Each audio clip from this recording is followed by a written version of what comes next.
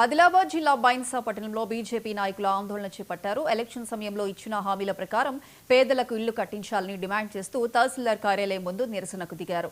కాంగ్రెస్ ఇచ్చిన హామీని నెరవేర్చాలని కోరుతూ మండల అధ్యక్షురాలు సూక్ష్మారెడ్డి నేతృత్వంలో తహసీల్దార్ ప్రవీణ్ కుమార్ కు వినతి పత్రం అందజేశారు. వర్షాల వల్ల దెబ్బతిన్న పంటలకు నష్టపరిహారం, రుణమాఫీ, కొత్త పింఛన్లు అందించాలంటూ ప్రభుత్వాన్ని డిమాండ్ చేశారు.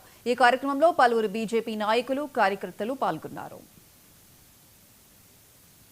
అధ్యక్షులు ఆదేశానుసారం అదేవిధంగా మన ఎమ్మెల్యే పవర్ రామారావు పటేల్ గారి ఆదేశానుసారం పట్టణ అధ్యక్షులు రాము గారి ఆధ్వర్యంలో ఎమ్మెల్యే గారి మన అమ్మారావు గారికి మెమోరాండం ఇవ్వడం జరిగింది.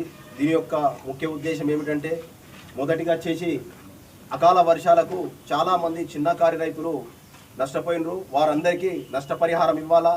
అదేవిధంగా రెండవది వచ్చేసి ఇందిరమ్మ ఇండ్లు గతంలో కేసీఆర్ పాలనలో చూస్తే అల్లుడొస్తే ఆడ వండాలా, డబల్ బెడ్రూమ్ కావాలన్నాడు. ఆడు డబల్ బెడ్రూమ్తో అట్లనే వేయండు.